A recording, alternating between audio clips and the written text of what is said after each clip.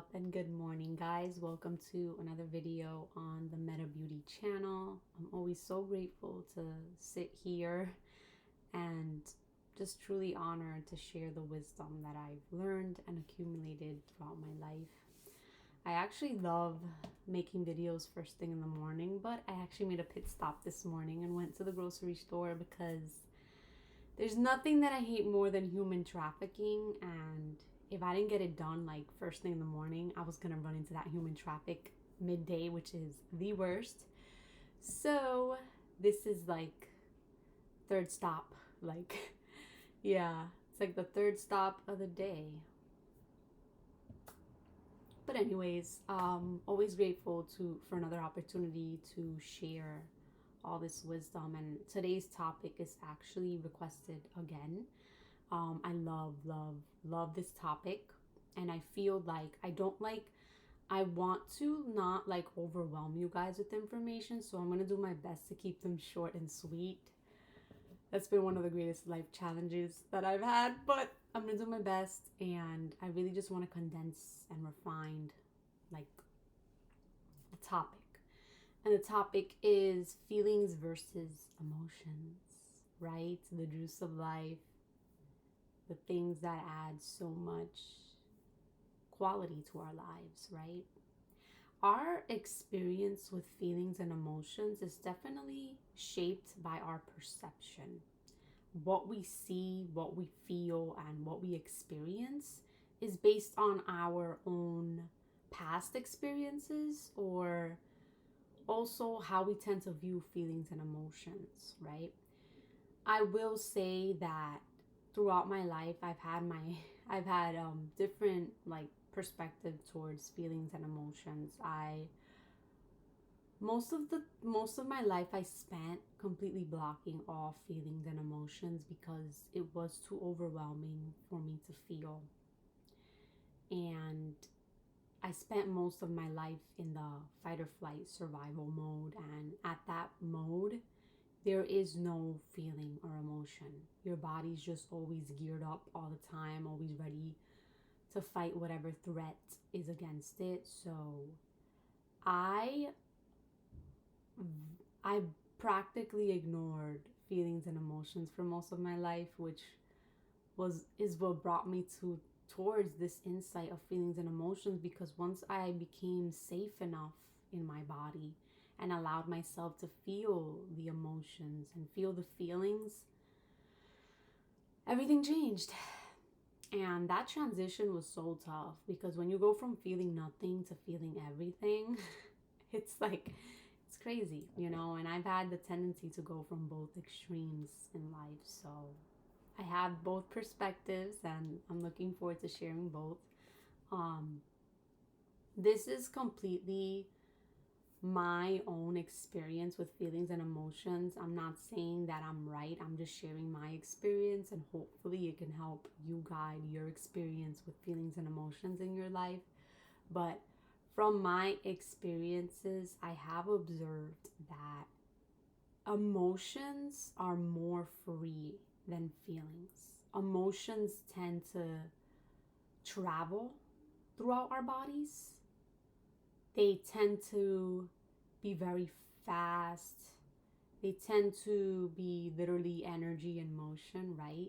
Which is the interesting thing about emotions, because once we actually feel them, we realize that it's really just energy in our body.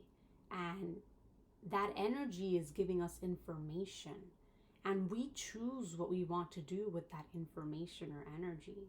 So really learning how to harness the power of all emotions, because emotions just are.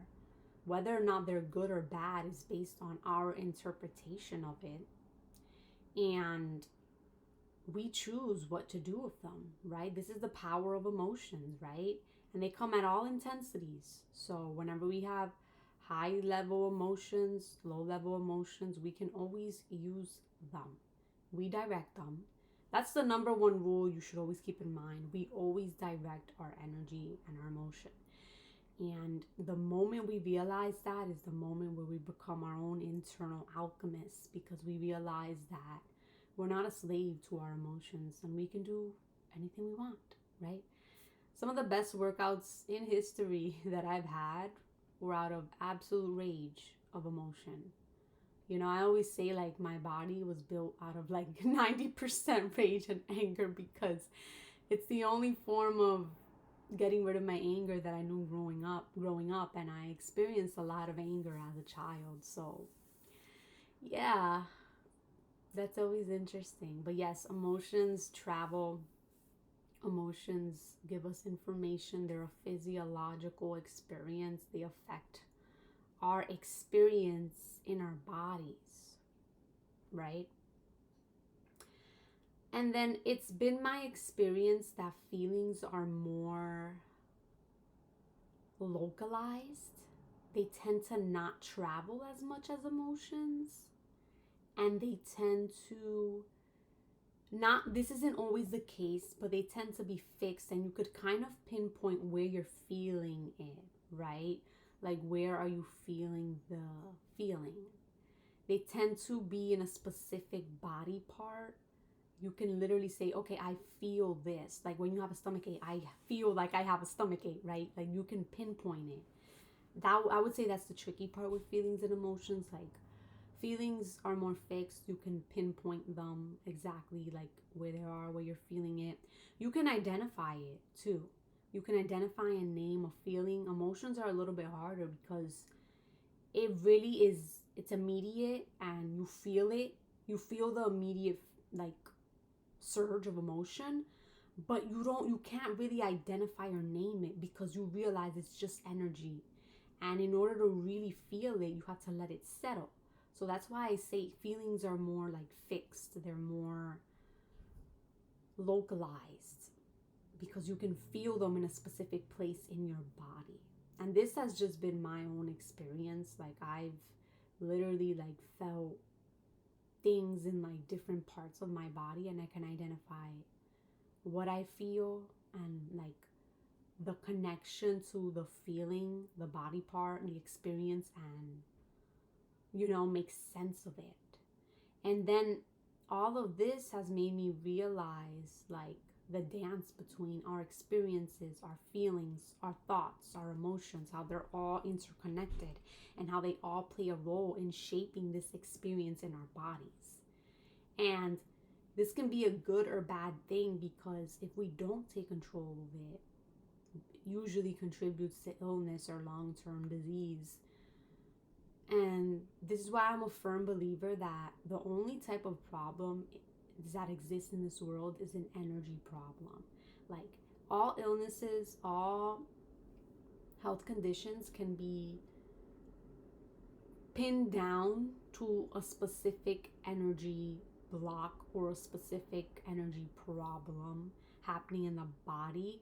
And if you free up the energy, you can free up the problem. That's how things happen in the energy world. But again, we also have to take into account we're not really living just in an energy world. Most people aren't even aware of it. Most people are living in the very physical realm. But when we realize that almost everything is an energy problem, we can pinpoint where the problem is in our body, where we're experiencing it, and really work on releasing it. And I know because my life has been a living testament of this. Like, I feel like I've felt and have experienced everything, and that's what's given me the wisdom to really navigate this body and this experience. Because I remember just like having an autoimmune condition and skin conditions, and what didn't make sense to me was the inconsistencies of it. I would be like, okay, when I would flare up, I'll be like, okay, why am I flaring up here this time and not there? Why is it on my neck and not on my face? Why is it on my legs and not? Like, it would shift. And I'm just like, this has to be the craziest shit. Like, this isn't consistent. Clearly, this is something that's traveling in my body. And this is something that isn't just physical. Like, there has to be more than this, because and this has come after like establishing the constant in my body. Like, after feeling home and safe in my body, I've been able to see how the different variables of daily life have an impact on my energy and overall health. I can literally, I'm at the point where I can literally identify a thought or specific feeling, emotion, or relationship that is creating a specific energy block in my body and could potentially, create disease long term. And that might sound a little bit drastic, but we need to realize we are living in an energy world. And if energy, I because the thing is with me, like, energy's been the most real thing to me, and that's how I've lived my world. I've spoken the energy language for most of my life. I spent a lot of my life, like, just not really, I would say, like, my soul, like, I've barely socialized. My parents have barely built a relationship with me. Like, energy was my way of, like, understanding and communicating with the world. And it's literally like my primary language. I sometimes feel like I could speak energy better than English and any other language because I've done it for so long, and it's like natural, and I feel like ultimately it's natural for every human. But again, the conditioning, and you're conditioned into this physical realm and physical body. But I have felt compelled throughout my life to really just stay true to myself and my truth, and that has involved a lot in the energy field. So energy language is the most realist thing to me, and it always will be. And it comes with a lot. It comes with a lot of costs because you realize how much people are unaware, and when you know things and other people don't know things, like, you could never get them to see your point of view. But ultimately it comes down to honoring yourself and your intuition. But back to the feelings and emotions topic, we can always use the feelings and emotions that we experience in our bodies as just information to take the lesson and continue to guide us throughout this life experience. It doesn't have to be, you don't have to act on it.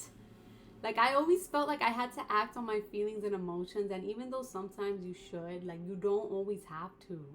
Sometimes you just need to listen, be fully in it, and just, like,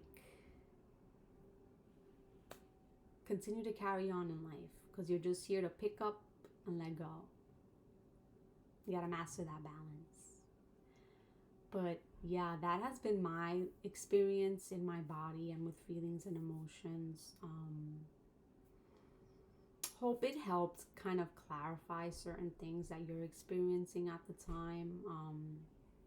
Number one, always just know that whatever you're feeling or experiencing is true. It's true to you, and it's your job to decode it and realize what it means in your life. It doesn't mean that it's always right in terms of, like, what's right for society and what's right for other people, but it is true for you, and it's your truth. And ultimately, we're called to honor the truth within, and that's always going to keep us in alignment and guiding us to our next step on our life path. Anyways, I love you guys so much. Thank you guys for the topic suggestions, and I hope they keep coming, and I hope I can continue to guide you guys throughout your life and experience.